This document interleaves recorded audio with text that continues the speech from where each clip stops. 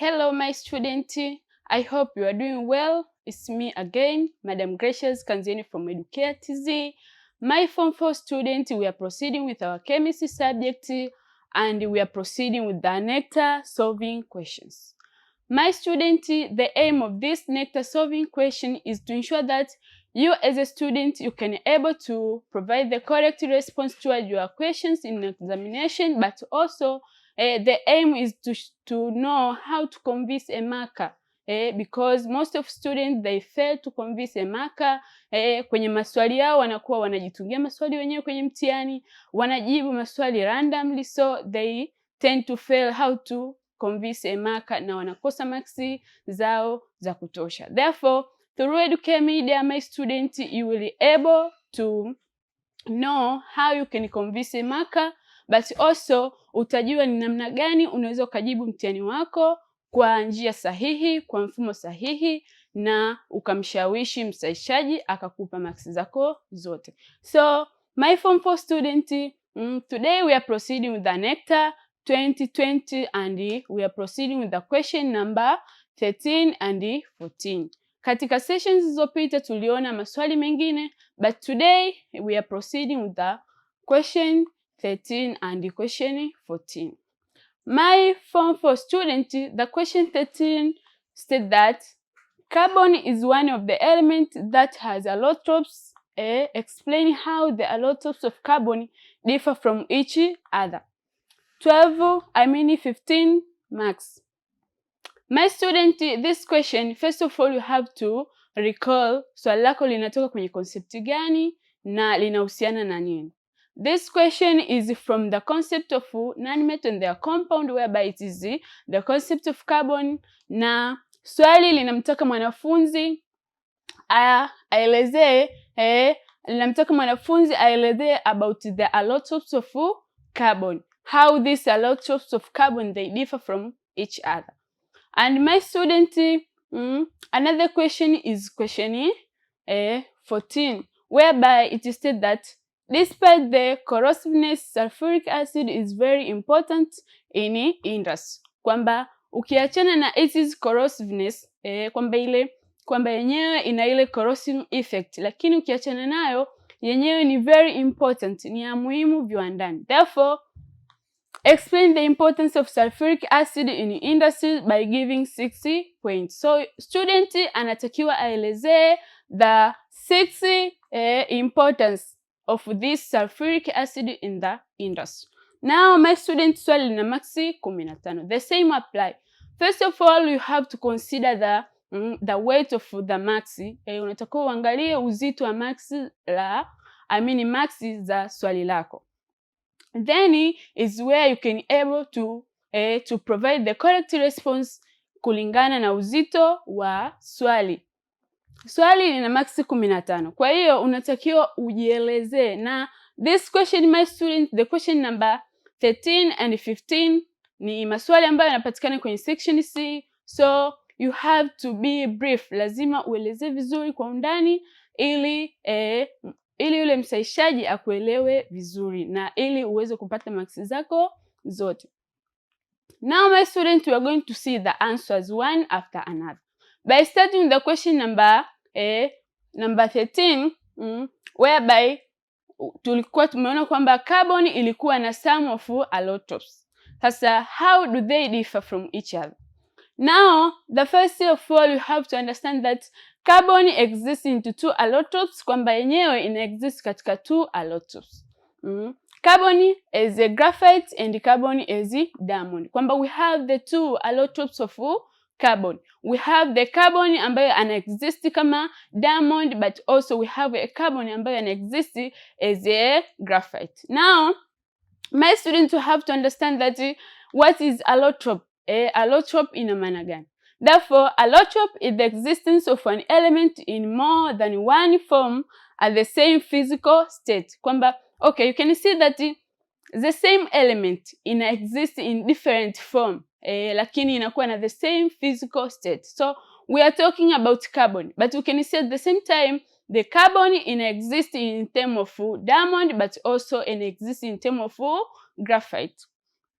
Now, the following are the differences between carbons as diamond and carbon as graphite. So, sasa tunaenda kuona how this carbon as diamond differ from carbon as graphite. Though both of them are carbon, lakini ile physical state yake ni the same, lakini zina exist in different form, kwamba huyu anakuwa ni diamond, huyu anakuwa ni graphite.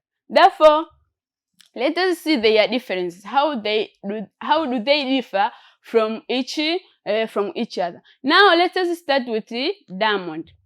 The diamond, all carbon atoms are used in bonding. Kwamba tunapozungumzia carbon, I mean carbon is a diamond. Tukija kwenye bonding formation, their carbon atoms zote zinakuwa involved katika bonding formation.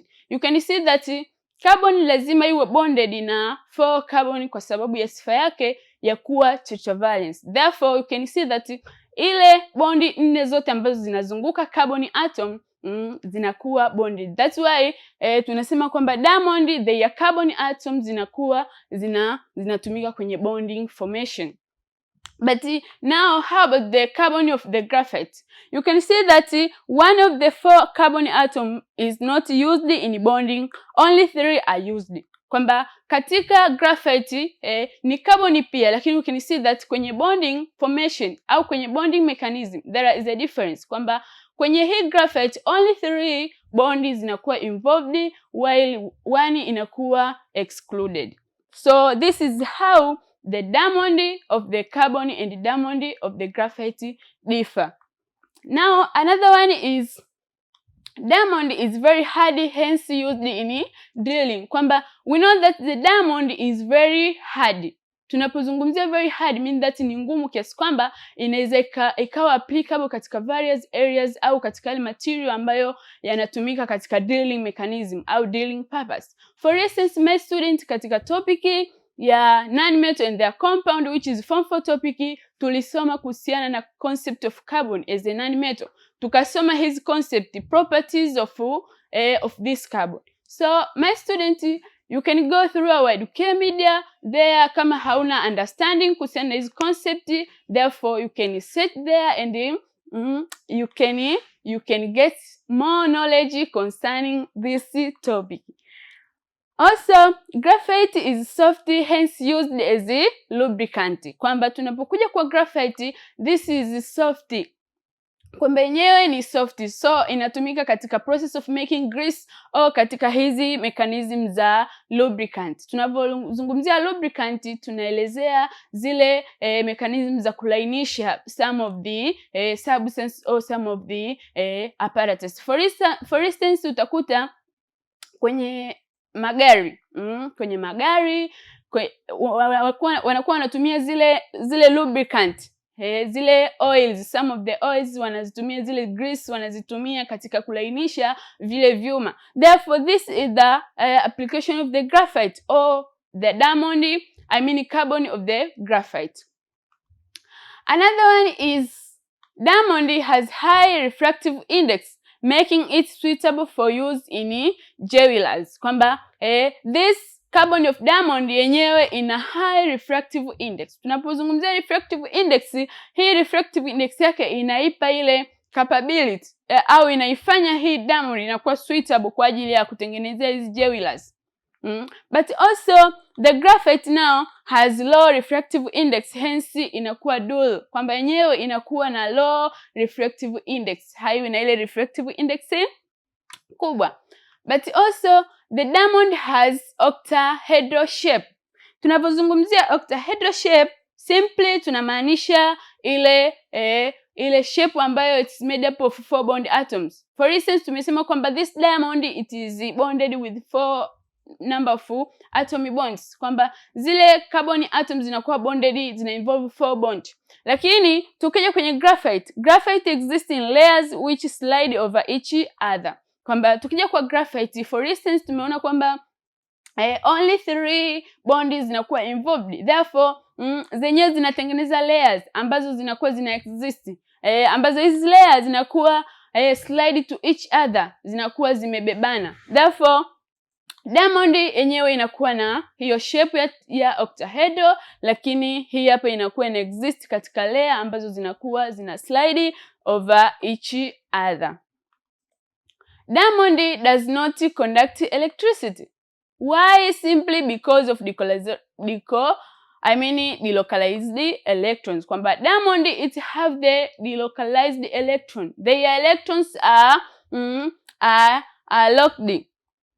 Therefore, they do not conduct electricity. Kwa sababu ile electricity were conducted, there must be the electron to flow from one place to another. Lakini utaona kwamba kwenye carbon, this carbon diamond, their electrons zote zinakuwa involved katika bonding formation.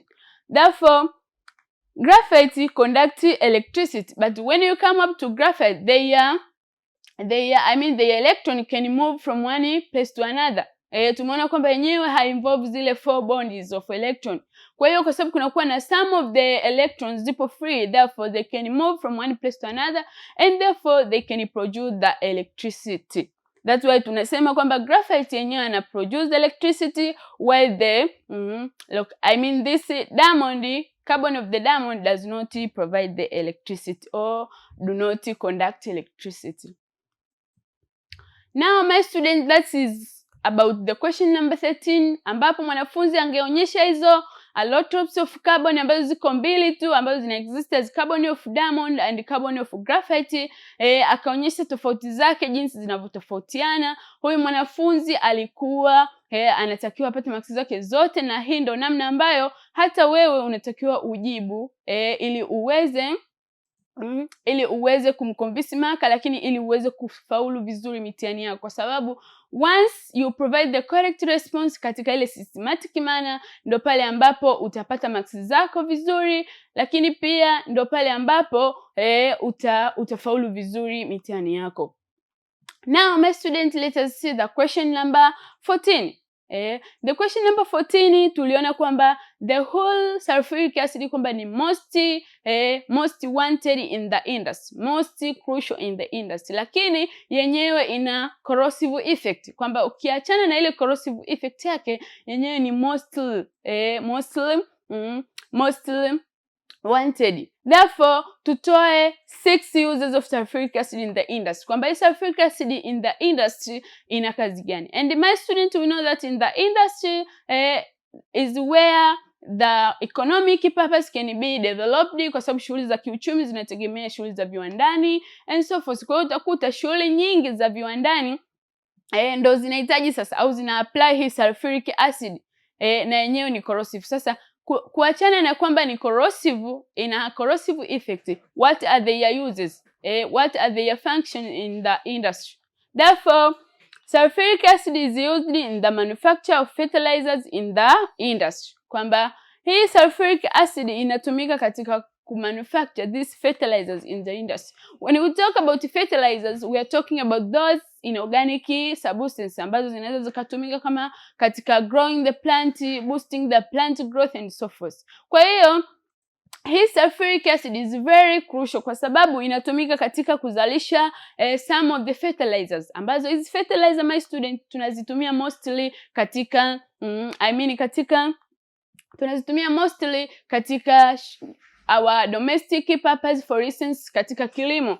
Katika kilimo, these fertilizers are mostly applicable ili kuwezesha ukuaji mzuri wa mazao. But also, sulfuric acid is used in the making of batteries such as lead acid accumulators. Those batteries ambazo zinatumika katika those batteries, for instance the lead acid accumulators, zinatengenezwa kwa kutumia the sulfuric acid. That's why you can see that sulfuric acid is very important in the industry, kwa sababu inatumika kutengeneza hizi batteries ambazo kwa mfano wake ni lead acid accumulators battery. But also, sulfuric acid is used in the cleaning of the metals by removing rust in the industry. Kwamba yes, sulfuric acid ina hizo corrosive effect, lakini inahitajika sana viwandani kwa ajili ya kuendesha shughuli za kuzalisha this kind of cleaning material, cleaning substance, ambazo hizi cleaning material or substance zinaweza kutumika katika cleaning metals. For instance, you can see the metals such as those in iron form, zile metals ambazo zipo katika iron, hivi vifaa vyote ambavyo ni vya chuma, ambavyo vinaweza vikapatwa na kutu. So you can see that this sulfuric acid can be applicable now for cleaning those metals, ambapo utakuta sasa unaweza kuondoa ile kutu ambayo imekuwa contaminated there kwenye chuma, kwenye bati, those iron or sheet materials. Therefore, that's why sulfuric acid is required in the industry and is very important. But also sulfuric acid is used in making dyes and in many industries chemicals. Kwamba this sulfuric acid inatumika katika kutengeneza this dye. Katika viwanda vingi ambavyo ina involve hizi industry, chemical industries, zile industry ambazo zinajihusisha na hizi chemical. Kwa hiyo utakuta kwamba hii sulfuric acid inakuwa consumed to the maximum au inakuwa used to the maximum. Therefore it is inakuwa inahitajika sana, ukiachana na madhara yake kwamba ina hiyo corrosive effect, lakini inakuwa inahitajika sana kwa sababu these dyes zinapotengenezwa zinatumika sehemu nyingine na zina simplify matumizi ya shughuli nyingine. But also this sulfuric acid in pharmaceuticals, kwamba hizi ni kwenye issue za pharmaceuticals. Sulfuric acid is used to make drug for treating various ailments. Kwamba katika pharmaceutical issues or pharmaceutical areas, this sulfuric acid inatumika kufanya manufacturing of some drugs. You can see that some of the medicine or some of the drugs ambazo zimekuwa tested and proved to be used by human being and so forth, au kwenye matumizi mengine zinatengenezwa kwa kutumia this sulfuric acid. Therefore it is very important kwa sababu these drugs obviously zinatumika katika treating various these ailments, ailments, kwamba zinatumika katika kutibu baadhi ya magonjwa maybe au baadhi ya shida mbalimbali ambazo zinawapata wanadamu. Therefore this is very important. That's why out of the year, kuachana na it is corrosive, corrosiveness inakuwa required au inakuwa wanted to the maximum kwa sababu ya kwa sababu ya haya matumizi yake. And also in welfare, this is welfare, sulfuric acid is used in the making of explosive.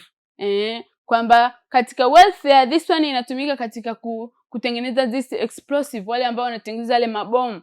So you can see that in the country ambazo zimedevelop wanatengeneza yale mabomu. So you can see that kwenye viwanda vyao this sulfuric acid is very important kwa sababu inawasaidia kutengeneza yale mabomu yao. Therefore kama sulfuric acid inatumika kutengeneza yale mabomu, na tunajua kwamba mabomu tunasikia yanakuwa applicable mostly katika security au katika hata kama ni katika uvamizi, lakini yana kwa namna moja au nyingine kwa nchi za wenzetu mabomu kwao ni kitu cha muhimu. Therefore you can see that the sulfuric acid is the one which is used there in the industry to make this explosive. But also in water treatment, this sulfuric acid it is used in the regeneration of ion exchange resins. Kwamba katika this kwenye water treatment, kwenye water treatment, all mechanism of water treatment, this sulfuric acid inakuwa applicable there